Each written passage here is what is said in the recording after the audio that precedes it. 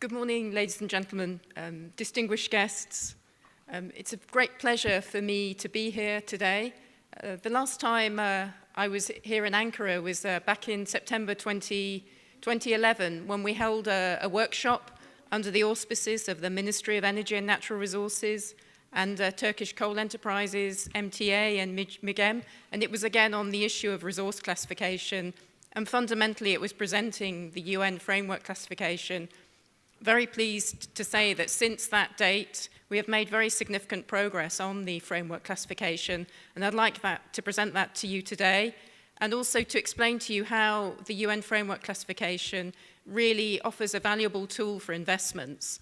I want to congratulate the organisers of this event, and it's clearly you're discussing a topic that's of a great interest to all of you, and it's fantastic to see so many people here and to see such engagement.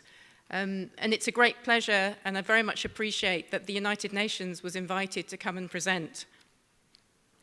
So wanted to just briefly explain to you that the UN covers the world through its 5 regional commissions. The commission that I work for is the United Nations Economic Commission for Europe, and it's based in Geneva. We have 56 member states, and very pleased to say that Turkey is a member state, and we enjoy very much appreciate the cooperation and collaboration with Turkey, in particular on our work on resource classification. Turkey has really been instrumental in shaping the development of the system, and I think this presentation is very much aligned with the one that will be given by Michela Erswa after mine, and she will really explain the work that Turkey has been doing on the framework classification. And also very pleased that the event that we held in Turkey in September 2011, it really offered a platform for our partners, CRISCO, to work with you and develop this protocol with UMREK. So I would just like to frame the discussion and why the UN is interested in resource classification. So very much the focus of our work on energy is aligned with the 17 Sustainable Development Goals that were adopted in 2015. And it's incumbent on all member states to really attain these development goals, to attain sustainable development by 2030. And it's not only incumbent on member states, but every individual. Each of you in this room has a commitment to deliver on the Sustainable Development Goals, and energy is extremely important. It's the golden thread that we see running through all of them. And in particular, we're interested in goal number 7, which is about sustainable and clean energy, and also climate change, which is goal number 13. And then also our work is very much aligned with the Paris Climate Change Agreement that I'm sure you're all familiar with. If we want to achieve reliable, affordable, and sustainable supplies of energy to all, and to do so with respect to the environmental footprint and reducing greenhouse gases, we all need to work together in delivering on the Sustainable Development Goals. And our work on resource classification has an important role to play. We see that the UN framework classification actually helps to deliver on all 17 of the goals. So just to introduce the UNFC, I know that a number of you here are very familiar with the UN framework classification, but some of you may be new to the system, so I want to give a very high-level overview. It stands for the UN framework classification for fossil energy and mineral reserves and resources, but we're actually planning to change the name as part of a UNFC revision process that we're going through, and I think the proposal will be to drop the word fossil, because the UNFC also now applies to renewable energy, and it also applies to injection projects. So it's applicable not only for extraction, but also for injection of CO2, which is very important if we're talking about delivering on the climate change agreements. Because the reality is that we're going to continue to use fossil fuels for the foreseeable future. So carbon capture and storage is extremely important if we're to deliver on the goals of the climate change agreement and the Sustainable Development Goals. It's a global, generic, principle-based system. It applies to solid minerals, fluids, renewables, and injection projects. And it's based on 3 criteria. And I was very pleased that our colleague from MTA presented the framework classification with its 3 criteria, which is known as the E, F, and G axes. And it was developed by the expert group on resource classification, of which I'm very pleased to say that Muchela Eswa is a vice chairman of that group. And as I mentioned, the group has a global mandate. So why do we need the UN framework classification? I think we've heard that there is a need to have a common international language for energy and mineral resource estimates. There's what we can call terminology chaos. I think if we were to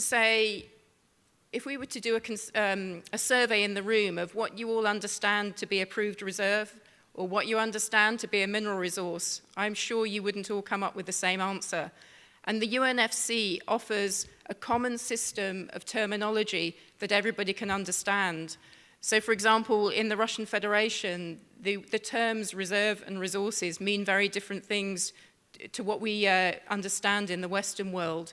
And even within the coal sector, you talk about reserves and marketable reserves. So there's a lot of confusion, and particularly for investors and for the financial reporting sector, they want to be able to understand and to ensure that they really are comparing like with like when they're looking to invest in projects.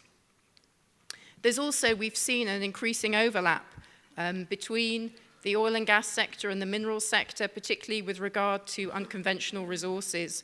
So if you're using a system, for example, the system in the petroleum sector was designed for fluids, and they're planning to use it for mining bitumen, which is a solid.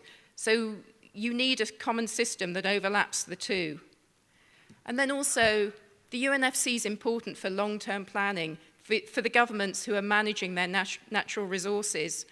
If you want to manage your natural resources, you need to do so with a long-term sustainable view.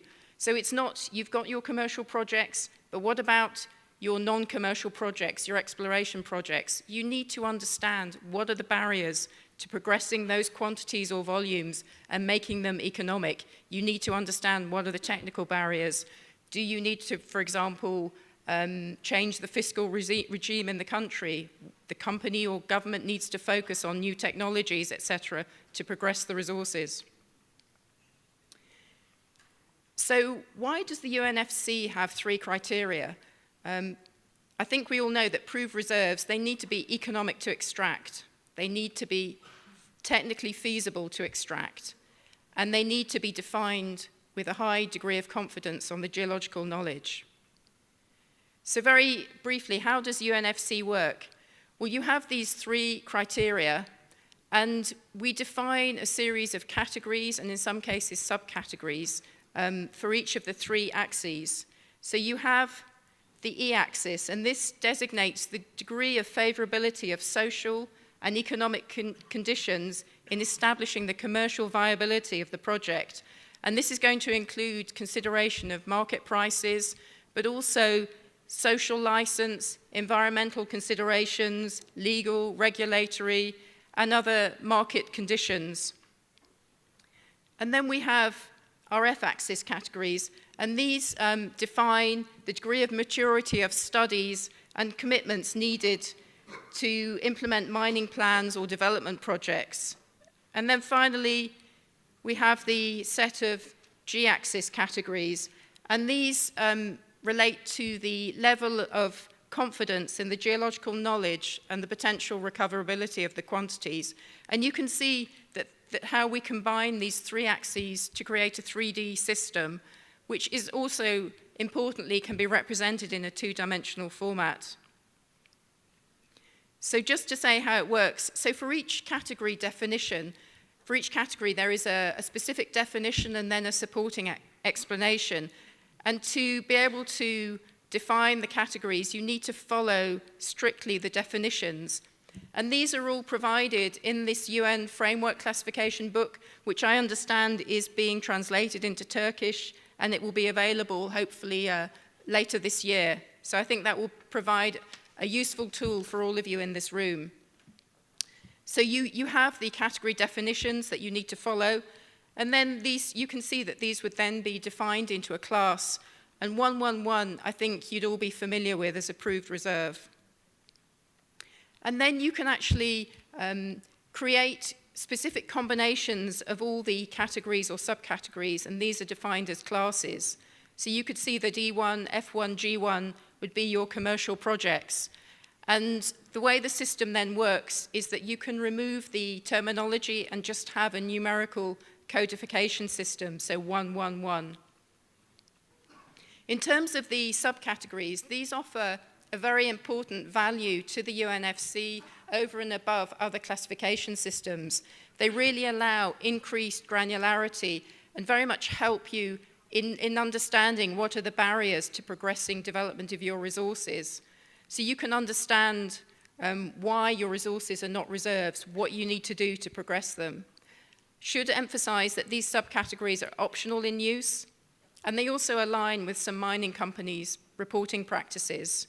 And so if, for example, you're using JORC or PERC, these subcategories will allow expansion to cover the total resource base, which is important for your long-term energy planning. And here you can see, as I said, that the UNFC can be presented in a two-dimensional format. And I will explain this a bit later, but as I said, the optional use of the subcategories, but it does allow for increased granularity. Very pleased to say that the UNFC and the CRISCO template are aligned, that we do have a bridging document and it allows quantities to be transferred between the two systems. You can see here that what you have as the mineral resources, mineral reserves and mineral resources in CRISCO are aligned to our commercial projects and potentially commercial projects. So for example, if you have a mining operation that has both mineral reserves and mineral resources, as the UNFC is a project-based system, you would then have two different projects. You'd have commercial projects and potentially commercial projects. And then you can see the non-reporting CRISCO, how it aligns to the non-commercial projects, the additional quantities in place, and the exploration projects of the UNFC. Very pleased to say that we've enjoyed good cooperation with CRISCO for many years, and the alignment with CRISCO is very important for the UNFC, and we see them very much as key partners in the development of the system. So how can we use this alignment?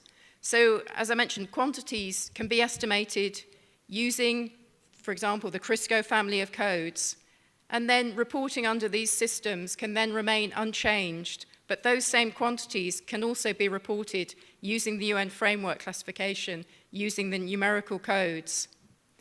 And UNFC can then be used for those estimates that are not covered by the CRISCO codes, and they can hence cover the full resource base, which is important for governments for managing their natural resource endowments.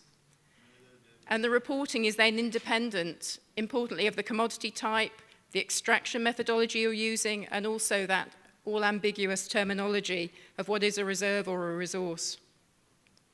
And very pleased to say that the CRISCO family of codes and the UNFC operate in parallel, and they are definitely not competitors. We very much work together, and CRISCO is very instrumental in developing the UNFC system. Just very quickly on the history, there is a long history in developing the UN framework classification. It started back in 1992. We then issued the UNFC that covered just solid minerals back in 1997, and many countries around the world starting using that system. It was then extended to cover petroleum and uranium, and that was issued in 2009. And then we developed the rules of application for the UNFC of 2009, and that was issued in 2013. We then issued the bridging document to the uranium system of the International Atomic Energy Agency. And then we started work on applying the system to renewable energy, and we developed generic renewable specifications. And last year, we made very significant progress. So the UNFC became operational for injection projects, largely for geological storage of carbon dioxide. Then we developed the application to renewable energy, and specifically for geothermal energy.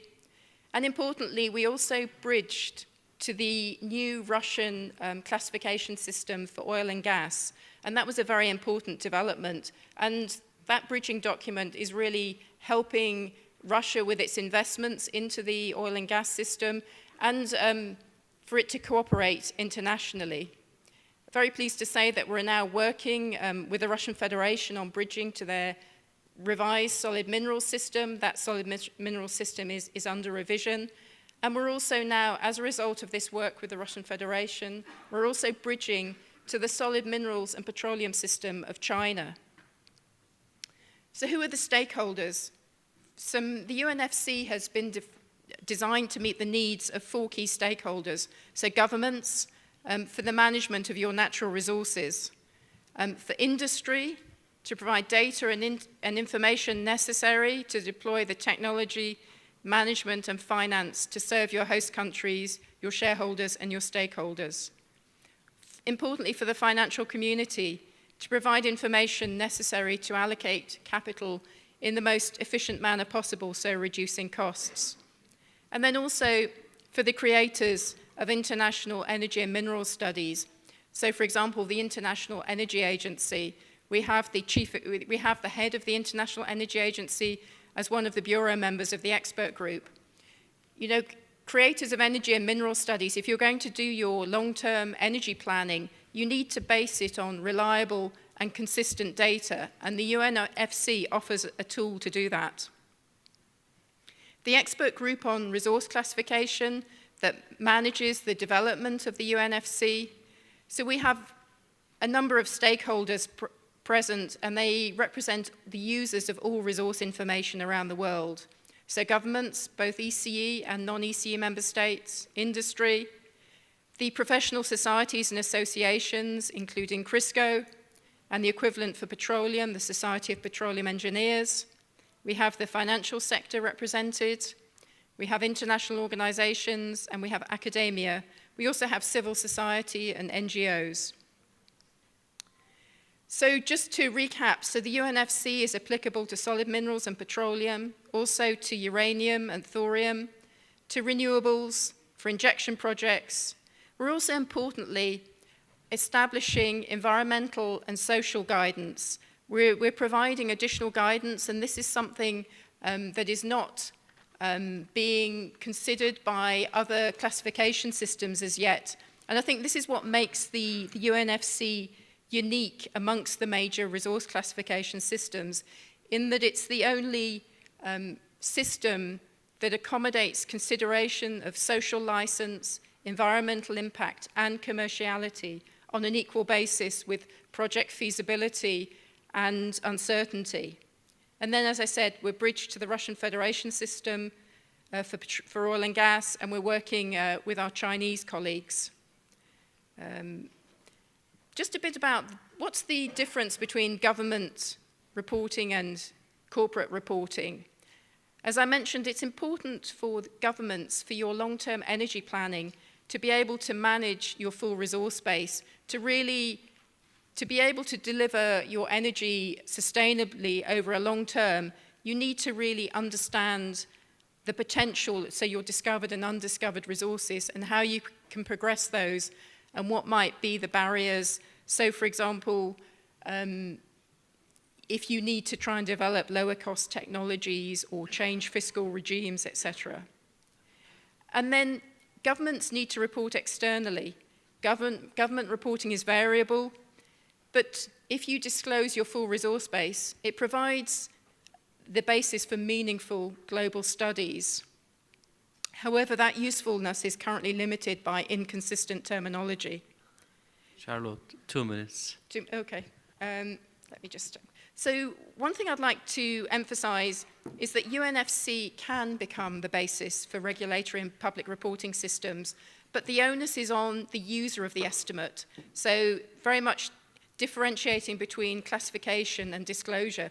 So the user of the estimate, so whether that's a government or a stock exchange, they can provide detailed specifications on the assurance process or the experience of the evaluator. And for example, the African countries are now looking, or they have agreed to apply the UNFC as their resource management system across Africa-wide. And so they will be developing competency guidelines for the various governments to apply the UNFC. So I won't focus on this because I know the issue of competent person will be covered by Harry Parker later. But we are developing additional guidance. Just to say that if you're an investor and you want to compare an energy project, there are a range of, if you want to invest in an energy project, there are a range of projects to invest in, but which one should you choose if you're the investor? Which one has the lowest risk, etc.? So how can how can they compare those projects? So he's going to want to know these three key issues which the UNFC covers. And so, for example, if he wants to compare a coal and an oil project, you've got an array of different reporting standards around the world. So how can he understand those and compare them? Well, through the UNFC, that allows comparison of projects reported using different energy and mineral classification systems. Just a bit about our ongoing projects. We're working on developing a number of different other specifications, including for anthropogenic resources. So there's currently no classification system for secondary resources, so for example, from mining wastes. So we're developing specifications for that. As I said, we're also developing guidance on competent person, which I think will be extremely important going forward. Also, the UNFC is being used as the harmonizing tool in a number of EU projects. And there's one called GeoEra, which is where 31 countries are looking to work together to develop a European geological survey. And they're using the UNFC to harmonize the data. And I think that's a project where the Turkey would be, or could consider looking to join that project. I think that would be a very useful project for Turkey to be able to compare and harmonize data with the 31 other member countries of that project. Just what else? Very quickly, just some conclusions. I think the cooperation with Turkey has really been integral to the development of the UNFC. The UNFC is an important tool for long-term planning. If you're looking to be sustainable, you need to understand your total resource base. Importantly, it is aligned and bridged to the CRISCO family of codes. It can be used for regulatory and public reporting, providing that additional guidance is prepared and provided by the user of the estimate, whether that's the government or stock exchange. It's a tool to aid investors, and it's a global communications tool. And with that, I invite you to all join the next meeting of the expert group. The focus is on beyond classification, managing resources sustainably. And with that, I will hand over to Michela.